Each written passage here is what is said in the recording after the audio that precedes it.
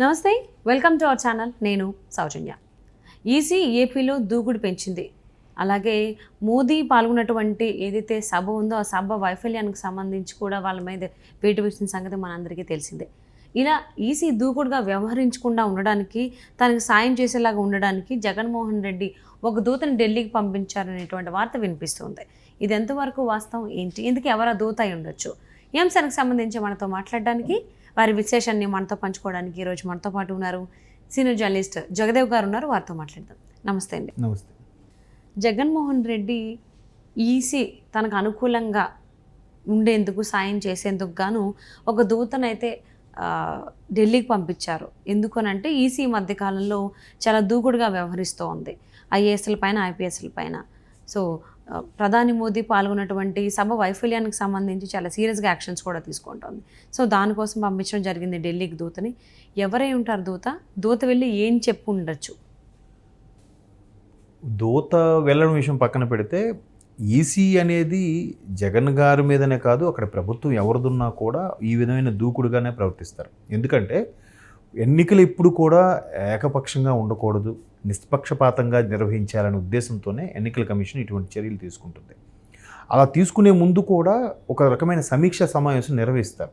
మొన్న కూడా మనకి సంక్రాంతి ముందు ఎప్పుడో విజయవాడలో సమీక్ష నిర్వహించారు. అన్ని పార్టీల అభ్యర్థుల్ని విడివిడిగా పిలిచి వాళ్ళకి కనుక్కొని, ఏంటి రాష్ట్రంలో ఎన్నికలు సజావుగా సాగుతాయని మీకు అనిపిస్తుందా, లేదా ఎక్కడైనా క్రిటికల్ ప్లేసెస్ ఉన్నాయా, లేదంటే ఎక్కడైనా సమస్యని పెంచే బాగా ఉధృతంగా ఉండే నియోజకవర్గాలు ఏమైనా ఉన్నాయా, అలాంటివి ఏమంటే మా దృష్టికి తీసుకురండి అని చెప్పి వాళ్ళు ప్రతిదీ పేరు పేరున అడిగి నోట్ చేసుకోవడం. అంటే ఎక్కువగా ప్రభుత్వం మీద ఉండే దీనికి సంబంధించి ఫిర్యాదులు వెళ్ళాయి.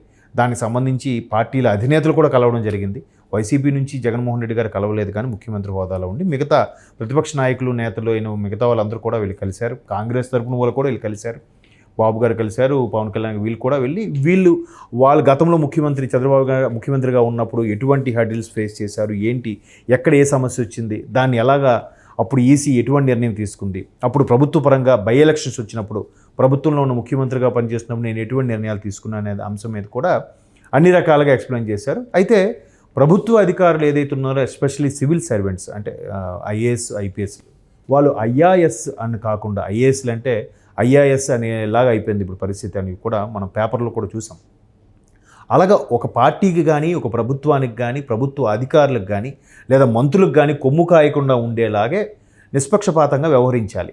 అలా కాకుండా ఏకపక్షంగా ఉంటే క్లియర్గా అర్థమైపోతుంది. ఇప్పుడు మరీ సరే ఏం చూద్దామమ్మా, ఏదో నిర్ణయం తీసుకుందాం అంటే చెప్పొచ్చు, మరీ క్లియర్గా నీదే తప్పు, నువ్వు వెళ్ళిపో అని అంటే ఎలా ఉంటుంది? వాళ్ళు క్లియర్గా అర్థమైపోతుంది కదా.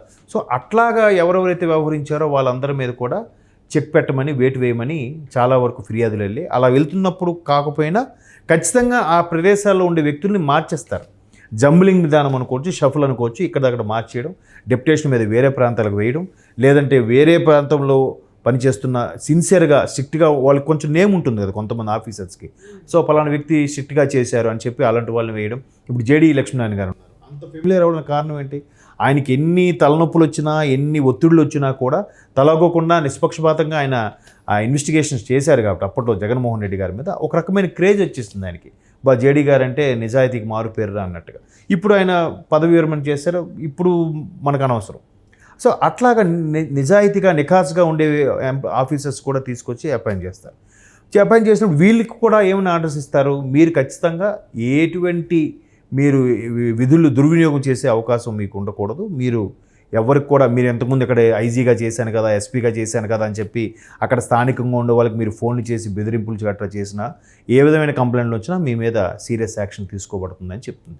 ఎన్నికల కమిషన్కి ఎన్ని రకాల పవర్స్ ఉన్నాయంటే మనం చెప్పలేం.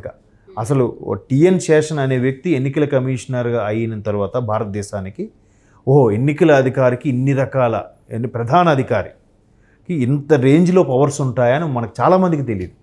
అంటే అప్పటి వరకు కొన్ని ప్రభుత్వాలు ఆ విధంగా నొక్కేసాయో, లేదంటే అంత పవర్ఫుల్ లీడర్ రాలేదో తెలియదు. కానీ టిఎన్ శేషన్ గారు ఎన్నికల అధికారి అయిన తర్వాత మాత్రం ఎన్నికల కమిషన్కి, ఆ కార్యాలయానికి ఎన్ని పవర్స్ ఉంటాయని మాత్రం ఆయన చేసి చూపించాడు కూడా.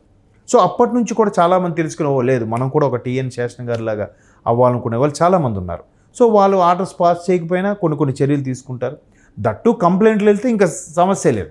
మీ మీద కంప్లైంట్ వచ్చింది, ఇప్పుడు మీరు నిజమా కాదా విషయం పక్కన పెడితే ఎందుకు నిజం కంప్లైంట్ వచ్చింది కదా, మీరు వేరే దగ్గరికి వెళ్ళిపోండి అని చెప్తుంది సింపుల్గా. సో అలా జరుగుతున్నాయి. అలా జరిగినప్పుడు అమ్మో ఇది అసలు బీజేపీ గడిచిన 5 ఏళ్లలో వైసీపీకి ఏమీ అడగలేదు కాబట్టి బీజేపీ వైసీపీకి కొమ్ము కాస్తుందని కూడా చాలామంది అభిప్రాయం.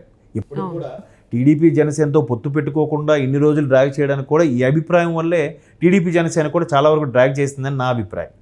సో అందుకు బీజేపీ కొమ్ము కాయడం వల్లే వైసీపీ ఇన్ని రోజులుగా వాళ్ళ ఆటలు సాగాయి, ఇకపై సాగవు అనుకున్న నేపథ్యంలో పవన్ కళ్యాణ్ గారు, చంద్రబాబు గారు ఒకరోజు గ్యాప్లో వెళ్ళి అమిత్ షా గారిని కలవడం, అదే సమయంలో ముఖ్యమంత్రి జగన్మోహన్ రెడ్డి గారు కూడా మోదీ గారితో అపాయింట్మెంట్ కోరడం, మోదీ గారికి అపాయింట్మెంట్ ఇస్తే అక్కడ గంటన్నర అపాయింట్మెంట్ కాస్త 20 నిమిషాల్లో క్లోజ్ చేసి బయటకు వచ్చేసారట. అప్పుడు అక్కడున్న మీడియా మిత్రుల కథనం ప్రకారం ఎందుకో ముఖ్యమంత్రి గారు ఎప్పుడు ముఖాముఖిగా మాట్లాడేవారు, ఒక బయట కూడా ఇవ్వలేదు మాకు ఎవరికి అన్నట్టుగా చెప్పారు. అంటే లోపల ఏదో వాళ్ళకి చెక్ పెట్టారా, లేదంటే వీళ్ళు అడిగే రిక్వెస్ట్లకి వాళ్ళు నో చెప్పారో తెలియదు, కానీ ముఖ్యమంత్రి జగన్మోహన్ రెడ్డి గారు స్పందించలేదు కాబట్టి అక్కడ ఏదో యాంటీగా వచ్చిందనే అభిప్రాయాలు వచ్చాయి. దానికి అనుగుణంగానే ఒక్కొక్కటిగా టీడీపీ జనసేనతో పాటు బీజేపీ పొత్తులో భాగమవడం, ఇప్పుడు వైసీపీకి బీజేపీ ఇంకా దూరమైందని అనుకోవచ్చు. వైసీపీకి ఇకపై బీజేపీ కొమ్ము కాయదు కాబట్టి ఇంకా వీళ్ళ ఆటలు సాగవు అనే అభిప్రాయాలు కూడా చాలామంది విశ్లేషకుల్లో ఉంది. సో ఇప్పుడు ఒక్కొక్కటిగా మేము ఏం చేసినా చూసి చూడనట్టు ఊడుకునే పరిస్థితి లేదు. కేంద్రం ఎక్కడైనా ముట్టిగా వేస్తుంది కదా, కోర్టులు ముట్టిగా వేసినా పట్టించుకోవడానికి వీల్లేదనడానికి లేదు. కేంద్రంలో పెద్దలు ఉంటే వాళ్ళకి ఏ విధంగా చర్యలు తీసుకోవాలో వాళ్ళకి తెలుసు. ఎందుకంటే ఇప్పుడు జగన్మోహన్ రెడ్డి గారు క్యాన్వాసింగ్లో కూడా ఏం చెప్తున్నారు, స్పెషల్ స్టేటస్ స్పెషల్ ప్యాకేజ్ తెస్తా ఉన్నారు, చంద్రబాబు తెచ్చారా అని అడుగుతున్నాడు. ఇంకా 5 ఏళ్ళదే ఆయన, మరి గడిచిన 5 ఏళ్ళు ఈయనే కదా, మరి ఈయన ఏం తెచ్చారా, ఇది మర్చిపోయి మాట్లాడుతున్నాడు ఆయన. మాట్లాడుతూ ఏమంటున్నారు, పవన్ కళ్యాణ్ బాబు గారిని విమర్శిస్తున్నారు, మోదీ గారి దగ్గరికి వచ్చారు కదా మోదీ గారు అని మాట్లాడుతున్నారు. మరి అక్కడ ఆయన ఎందుకు విమర్శించలేకపోతున్నారు? కూటమిలో ముగ్గురు ఉన్నప్పుడు ముగ్గురు నాయకులను కూడా విమర్శించాలి కదా. పవన్ కళ్యాణ్ గారు విమర్శిస్తున్నారు, చంద్రబాబు గారిని విమర్శిస్తున్నారు. మోదీ గారి దగ్గరికి వచ్చేసరికి మోదీ గారు కూడా వాళ్ళతోనే కలిశారు, వాళ్ళందరూ ఒకటే నన్ను ఓడించాలని చూస్తున్నారు, నన్ను మీరు గెలిపించండి అని చెప్తున్నారు. మోదీ గారు అంట. వీళ్ళిద్దరికి చంద్రబాబు నాయుడు గారు లేదు, పవన్ కళ్యాణ్ గారు లేరు. ఎందుకు? అక్కడ ఈయన గురించి మాట్లాడితే సీన్ రివర్స్ అయిపోతుంది వాళ్ళకి తెలుసు. సో అందుకే అయ్యో మనం అనవసరంగా బీజేపీతో పొత్తు పెట్టుకోలేకపోయామా అనే ఫీలింగు వైసీపీ నేతల్లో ఉందని నా అభిప్రాయం. సో అందుకే ఒక్కొక్కటిగా ఈ ఎలక్షన్ ఆఫీసర్స్ని ట్రాన్స్ఫర్ అవ్వడం కానీ, లేదంటే ఎక్కడికక్కడ కంటైనర్లు పట్టుకోవడం కానీ, ఏదైనా నగదును తరలిస్తున్నప్పుడు వాటిని చేసి ఎక్కడికక్కడ లాక్ చేయడం కానీ, ఇవన్నీ జరుగుతుంటే మేబీ అందుకే బీజేపీతో పొత్తు అవ్వలేదు. అండ్ మోర్ ఓవర్ టీడీపీతో పొత్తు వద్దని కూడా చెప్పడానికి వెళ్ళుండొచ్చు.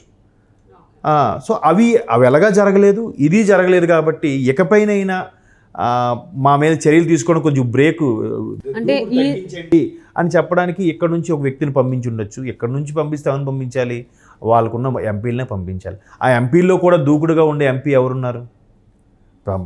జగన్మోహన్ రెడ్డి గారి తర్వాత నెంబర్ 2 స్థానం ఎవరిదంటే అందరికీ తెలిసిన పేరు విజయసాయిరెడ్డి గారి పేరే. మేబీ ఆయన ద్వారా రిక్వెస్ట్ పెట్టుకుండొచ్చు. ఎందుకంటే ఢిల్లీ లెవెల్లో లావాదేవీలు కానీ లాబింగ్ అంతా చేయాలంటే విజయసాయిరెడ్డి గారికే సాధ్యం. ఎందుకంటే ఆయన ఒక మంచి ఆడిటర్ కూడా, అంటే లా పాయింట్స్ తెలుసు, ఫైనాన్షియల్ మ్యాటర్స్ అన్నీ బాగా అవగాహన ఉన్న వ్యక్తి కాబట్టి ఆయనకన్నా మేధావి నాకు ఇంకెవరు కనపట్లేదు. మేబీ ఆయన ద్వారా లాబింగ్ చేస్తుండొచ్చు. మరి ఈసీ దూకుడుని అయితే తగ్గించడానికి జగన్మోహన్ రెడ్డి ఒక దూతని అయితే హస్తినికి పంపించారని వార్తలు వస్తున్నాయి. సో మరి సక్సెస్ అయ్యి వస్తారా, లేకపోతే అసలు వెళ్ళలేదా అంటే మనకి రాబోయే రోజుల్లో తెలుసు, చూద్దామండి. And thank you so much for spending your valuable time with us, Jagdev.